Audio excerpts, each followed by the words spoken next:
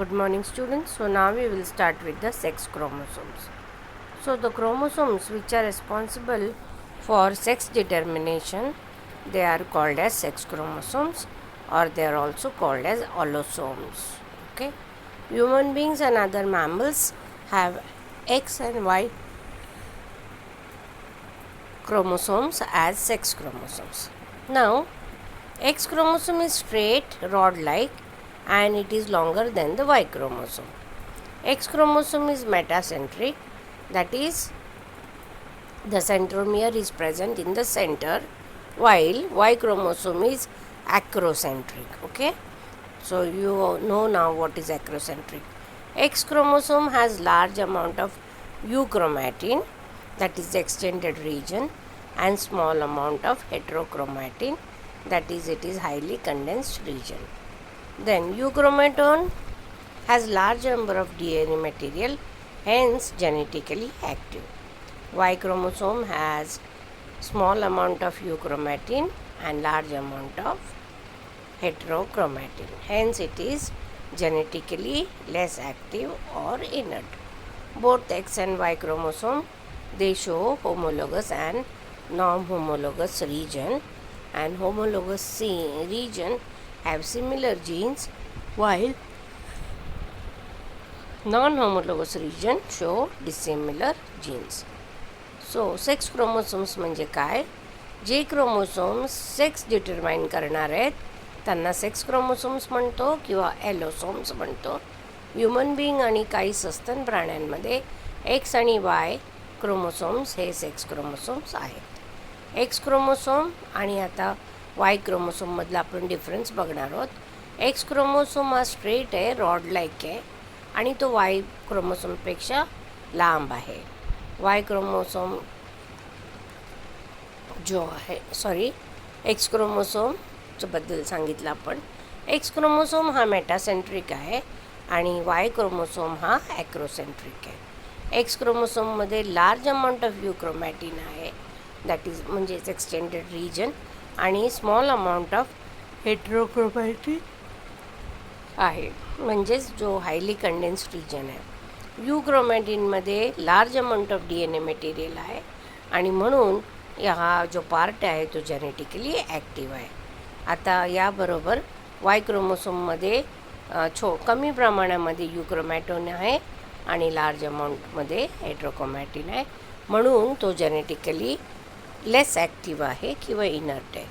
X आणि Y chromosome दोन्हीमध्ये homologous आणि नॉन होमोलोगस रिजन आहे, आणि होमोलोगस रिजनमध्ये सिमिलर जीन्स आहेत आणि नॉन होमोलोगसमध्ये डिसिमिलर जीन्स आहेत. बघा, एक्स आणि वाय क्रोमोसोमचं चित्र दाखवलेलं आहे. तो वरचा जो भाग आहे, ओके, तो नॉन होमोलोगस रिजन आहे आणि खालचा जो पार्ट आहे तो होमोलोगस रिजन आहे. ओके, आता क्रॉसिंग ओव्हर एक्स क्रोमोसोममध्ये हा पहिला जो स्ट्रक्चर आहे तो एक्स आहे, तिथे सेंट्रोमियर सेंटरमध्ये आहे, म्हणून त्याचे दोन्ही जे आर्म्स आहेत ते इक्वल आहेत. पण वाय क्रोमोसोम्समध्ये तो ॲक्रोसेंट्रिक आहे. ओके, म्हणजेच 3/4 डिस्टन्स आपण म्हणू शकतो, त्याच्यानंतर हा सेंट्रोमियर आहे. ओके, आणि म्हणून त्याचा जे आकार होतो.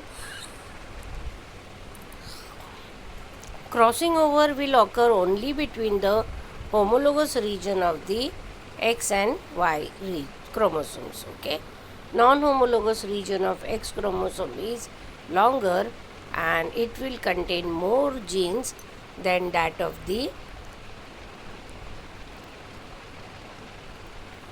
non-homologous region of the Y chromosome. X-linked genes are present on the non-homologous region of X chromosome, and Y-linked genes are present on the non-homologous region of the Y chromosome. म्हणजे काय? X आणि Y रिजनमधला जो homologous region आहे, सारखा असलेला region, खालचा भाग, तिथे फक्त क्रॉसिंग ओव्हर होईल. नॉन होमोलोगस रिजन जो एक्स क्रोमोसोमचा आहे तो मोठा आहे comparatively to the Y chromosome. आणि म्हणून नॉन होमोलोगस रिजन जो एक्स क्रोमोसोमचा आहे त्यामध्ये जास्त जीन्स असतील comparatively to the Y chromosomes. Okay. Then जो नॉन होमोलोगस रिजन आहे एक्स क्रोमोसोमचा त्यावर एक्स लिंक्स जीन्स प्रेझेंट असतील आणि जो नॉन होमोलोगस रिजन जो आहे वाय क्रोमोसोमचा त्यावर वाय लिंक्ड जीन्स आहेत. आता म्हणून याच्यावरून आपल्याला जर क्वेश्चन आलं व्हॉट आर ॲलोसोम्स. ॲलोसोम्स म्हणजे काय? Sex chromosomes. तर आपल्याला सेक्स क्रोमोसोमबद्दल सांगायचं आहे आणि मग तुम्हाला एक डिफरन्स लिहायचं आहे. होमवर्क आहे हा. एक्स आणि वाय क्रोमोसोम्सचा डिफरन्स लिहायचं आहे. ओके. आणि थर्ड क्वेश्चन आहे in which region of the chromosome does crossing over takes place. आत्ताच मी तुम्हाला सांगितलं क्रॉसिंग ओव्हर कुठे होतं? Homologous part of the X and Y chromosome. Okay. त्यानंतर आपण नेक्स्ट टॉपिक बघूया linkage and crossing over. So पहिल्यांदा आपण लिंकेज बघूया. So in linkage first we will see what is linkage and then we will come to the next part of the linkage. Now we all know that many genes are present on the chromosomes, and as chromosomes are the carriers of heredity, these genes they have a tendency to inherit together. Such links are called as linked genes. Now this tendency of two or more genes present on the same chromosomes that are inherited together is known as linkage, and this linkage was discovered in plants by Bateson and Puneet and animals by T.H. Morgan. Okay. And linkage is of two types, complete linkage and incomplete linkage. आता आपल्याला माहिती आहे क्रोमोसोम्सवर खूप सारे jeans present आहेत आणि हे जे क्रोमोसोम्स आहेत ते हेरिडिटीचे कॅरियर्स आहेत आणि हे जे जीन्स आहेत त्यांना ते एकत्र इनहेरिट होतात. ओके. अशी त्यांच्यामध्ये टेंडन्सी आहे आणि अशा जीन्सला आपण म्हणणार लिंक्ड जीन्स. आता ही जी टेंडन्सी आहे दोन किंवा दोनपेक्षा जास्त जीन्सची जे सेम क्रोमोसोम्सवर प्रेझेंट आहेत आणि ते इनहेरिट होणार आहेत टुगेदर अशाला आपण म्हणणार लिंकेज. लिंकेज प्लांट्समध्ये बॅटिसन आणि पुनीतने डिस्कवर केलं आणि ॲनिमल्समध्ये लिंकेज हे T.H. मॉर्गनने डिस्कवर केलं. लिंकेज हे दोन टाईपचं आहे, कंप्लीट अँड इनकम्प्लीट लिंकेज. पहिलं आपण कंप्लीट लिंकेज बघूया. So in complete linkage what happens we will see. The linked genes which are closely located on the chromosomes, they do not separate, that is no crossing over takes place, and they will inherit together. They are called as completely linked genes or strongly linked genes, and their phenomena of their inheritance is called as complete linkage. Thus the parental trait are inherited in the offsprings. An example of this is X chromosome of Drosophila males show complete linkage. Complete लिंकेजमध्ये काय होणार आहे? जे linked genes क्रोमोसोम्सवर अगदी जवळजवळ located आहेत आणि बाकी ते या जीन्स काय होणार आहे? सेपरेट नाही होणार, म्हणजे तिथे क्रॉसिंग ओव्हर होणार नाही, पण ते इनहेरिट एकत्र होतील. अशा जीन्सला आपण कम्प्लिटली लिंक्ड जीन्स म्हणतो आणि हा जो फिनॉमिना आहे त्यांच्या इनहेरिटन्सचा त्याला आपण कंप्लीट लिंकेज म्हणतो. आणि म्हणजेच काय, ऑस्प्रिंग्समध्ये हे पॅरेंटल ट्रेट्स इनहेरिट केले जातात.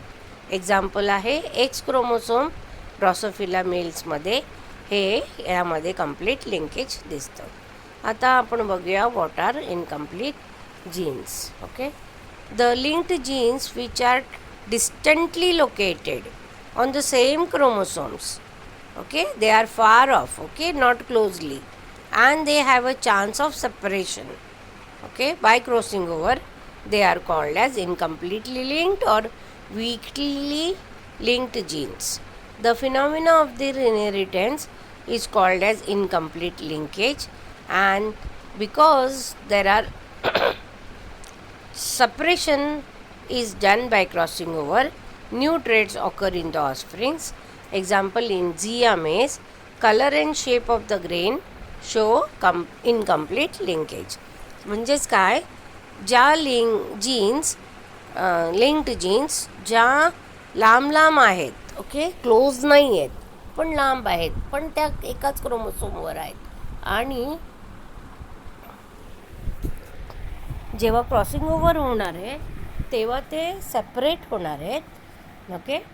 आणि अशा जीन्सला आपण म्हणायचं इनकम्प्लिटली लिंक्ड जीन्स किंवा weekly linked genes, okay.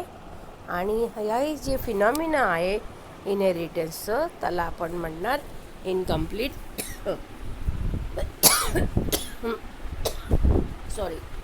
Incomplete linkage, okay. आणि या ऑफस्प्रिंग्समध्ये आता नवीन ट्रेड्स होणार आहेत, ओके. एक्झाम्पल काय आहे, जिया मेसमध्ये, म्हणजेच मेजमध्ये जो ग्रेनचा शेप आणि कलर आहे यामध्ये इनकम्प्लीट लिंकेज आपल्याला दिसणार. ना we will come to the next topic, linkage groups, okay. So what are linkage groups? All the linked genes in a particular chromosome, they will constitute a linked group, okay. And the number of the linkage groups of a particular species, it will correspond to its haploid number of chromosomes.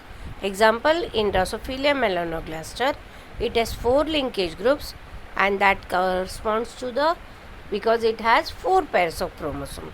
Garden P has 7 linkage groups and it has 7 pairs of chromosome, okay.